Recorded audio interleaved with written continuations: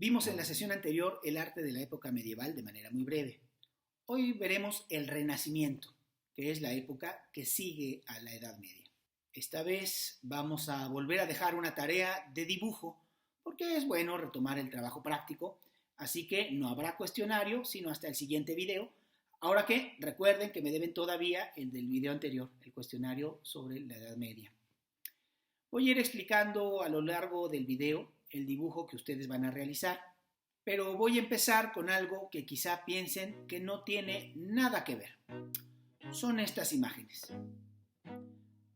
Ahora quiero que paren un poco el video y vayan a buscar en YouTube el video que se llama Las perspectivas perfectamente simétricas de Kubrick. Esta es la dirección, pero para mayor facilidad se las he dejado acá en los comentarios, les he dejado el enlace. ¿Ya lo vieron? Bueno, continuemos. Stanley Kubrick es un director de cine norteamericano, creador de grandes películas como Odisea del Espacio, La Naranja Mecánica o El Resplandor. Si no han visto alguna, véanlas, y si les falta alguna, véanla porque todas, sin excepción, son interesantes. Pero de cine hablaremos quizá en el siguiente semestre. Lo que quiero que vean ahora es la manera en que las imágenes están compuestas. En arte, componer significa ordenar. Miren cómo se ordenan estas imágenes de Kubrick. Hay en ellas un punto central donde se concentra nuestra atención y líneas diagonales que acentúan la sensación de profundidad. A ese efecto se le llama perspectiva. Ahora sí, vamos a nuestro tema, retrocediendo 500 años hasta la época que los historiadores han llamado el Renacimiento. Es la época en que se inventó la perspectiva. Veamos esta pintura de Masaccio, esta otra de Piero della Francesca, esta famosa pintura de Leonardo da Vinci llamada La Última Cena y esta otra llamada La Escuela de Atenas de Rafael Sanzio. Como pueden ver, estas pinturas comparten con las imágenes de Kubrick la misma fórmula de composición, una perspectiva central, es decir, un punto central y líneas diagonales que nos muestran la profundidad. Y el efecto visual es la ilusión de que eso que es plano tuviera un volumen real y estuviera en un espacio real. Nos da la ilusión de estar frente a una ventana, con una escena atrás.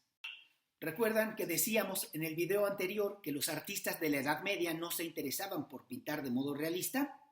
Pues a lo largo de un par de siglos, esto empezó a cambiar. Y empezó a cambiar porque empezaron a cambiar las ideas sobre el mundo. A los nuevos pintores no les basta ya con comunicar la idea, sino que quieren ofrecernos la ilusión de realidad. Claro, esto no va a pasar de un día para otro, sino en una evolución continua que va a ir desde el siglo XII al siglo XV. Pero apresuremos un poco las cosas. Llegamos al siglo XV, que es el siglo en que los europeos llegan a América.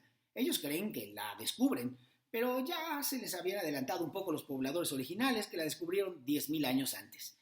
Todavía no les queda bien claro eso. Pero este encuentro o desencuentro de civilizaciones marca el inicio de la era moderna. Es la época en que algunas ciudades europeas, sobre todo en Italia, consiguen ser más independientes y ricas y empiezan a formar poco a poco la clase burguesa de comerciantes y banqueros que van a derivar en el futuro en la sociedad capitalista en la que hoy vivimos. Es la época en que las personas empiezan a preguntarse si en verdad es necesario conformarse con el modo en que las cosas son y se preguntan si no sería mejor buscar transformarlas. Y en ese sentido es una época de liberación. Pero sobre todo es la época en que muchos se pusieron a leer y a volver a descubrir los libros de los antiguos griegos y de los romanos y volvieron a aprender muchas cosas que se habían olvidado y se hicieron a partir de ello nuevas preguntas. A los antiguos griegos y romanos se les conoce como culturas clásicas.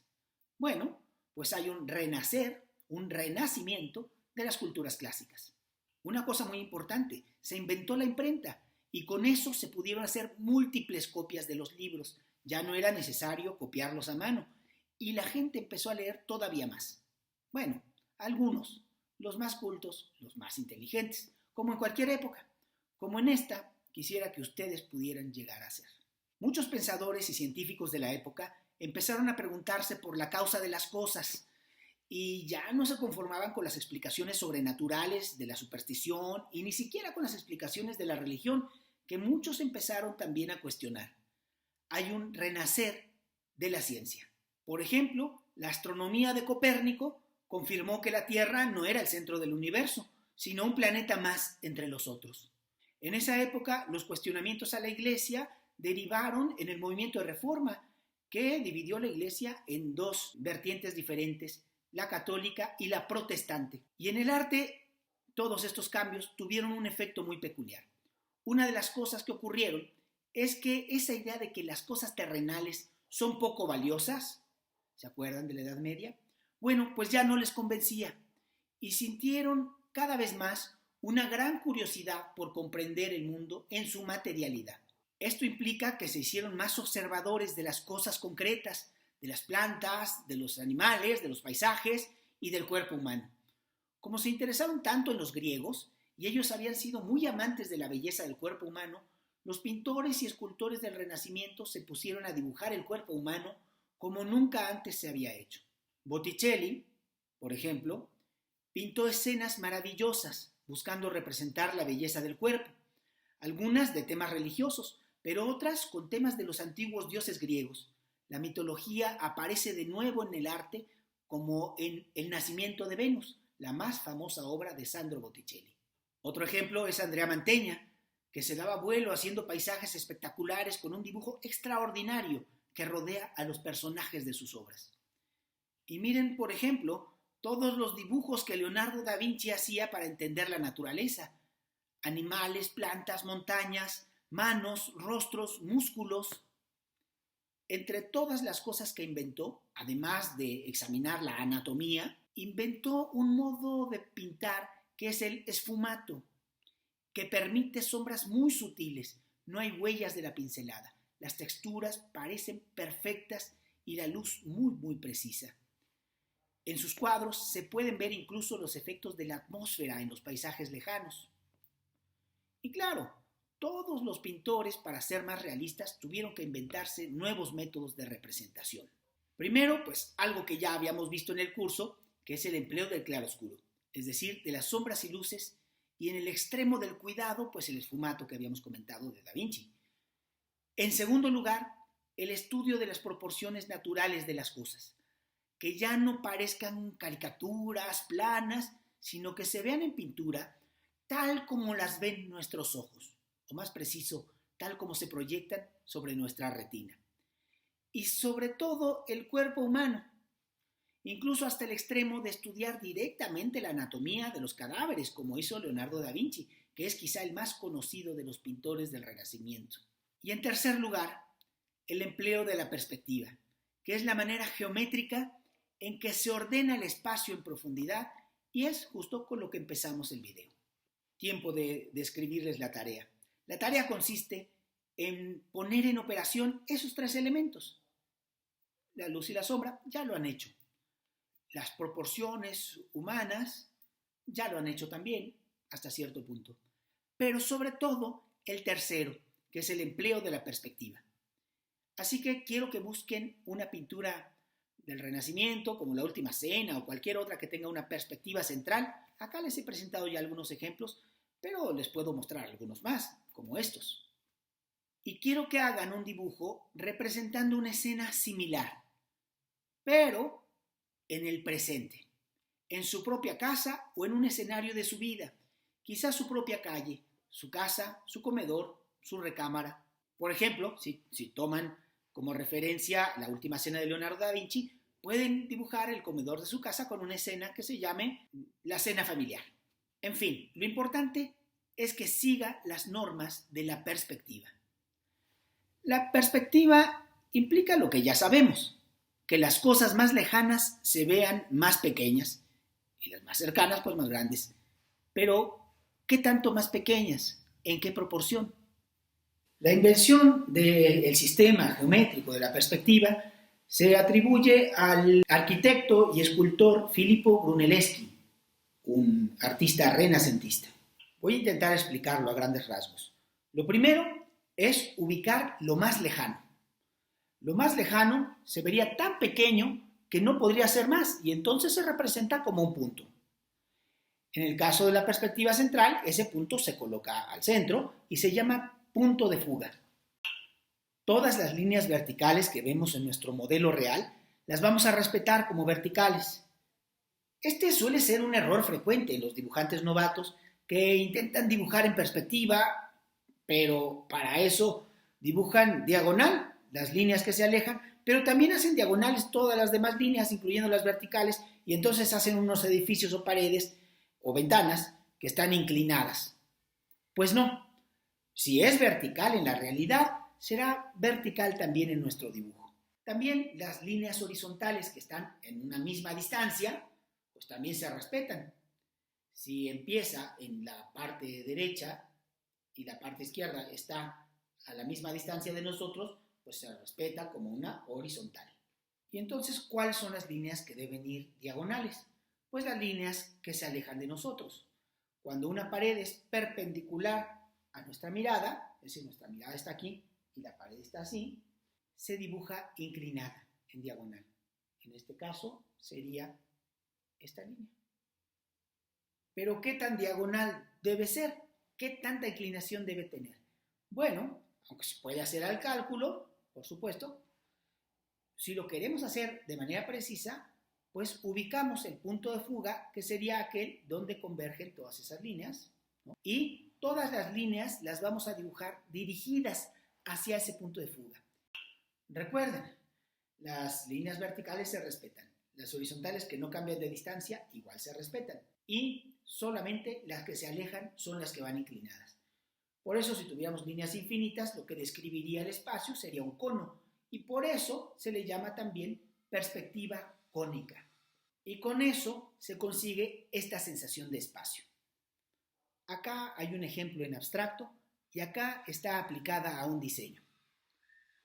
Esto es muy fácil, pero ¿y si en nuestro dibujo no hay paredes, sino cosas o personas? Bueno, esto se complica un poco, pero ni tanto. Si sabemos que este sería el tamaño de una pared que se aleja, pues para saber de qué tamaño va una persona, basta imaginar una pared que tuviera su altura. ¿Recuerdan que la vertical se respeta? Bueno, pues las personas o cosas quedarían verticales del tamaño que indica esa pared imaginaria, que se aleja de acuerdo con la distancia a la que los colocamos. Así podemos saber de qué tamaño tendría que ir un personaje que estuviera a determinada distancia. Un elemento más.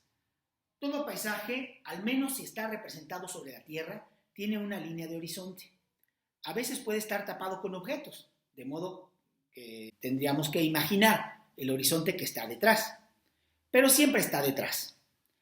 Si la línea de horizonte se mueve para arriba o para abajo, nuestra perspectiva cambia. Parece que miramos desde más arriba o desde más abajo. Piero della Francesca, uno de los primeros pintores del Renacimiento en experimentar con la perspectiva, usaba una línea de horizonte muy baja, como si miráramos a sus personajes un poco agachados. Y en cambio, Peter Bruegel, un poco más tardío, y además uno de mis pintores preferidos, un pintor extraordinario, mueve la línea de horizonte muy arriba y entonces sus escenas parecen vistas desde la altura. A esto le hemos llamado la perspectiva central, porque el punto de fuga está en el centro.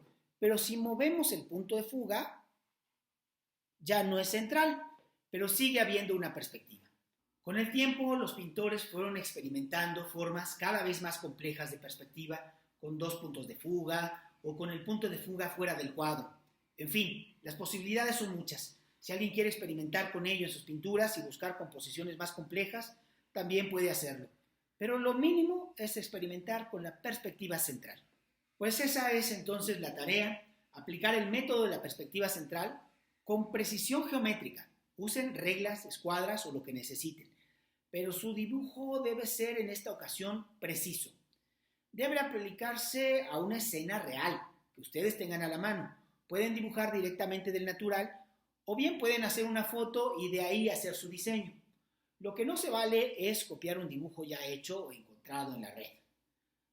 Ni siquiera diría yo una fotografía tomada de la red. Mejor una fotografía que ustedes puedan hacer. Debe ser un paisaje o una escena de su vida real. Por favor, respeten esa norma y no tendrán que repetir muchas veces el ejercicio. Hay muchos tutoriales sobre la perspectiva y muchos documentales sobre el Renacimiento. Si se atoran en la tarea, pueden acudir a ellos, pero si necesitan consultarme a mí, también pueden hacerlo. Por favor, escríbanme con confianza. Y se acabó. Nos vemos la próxima.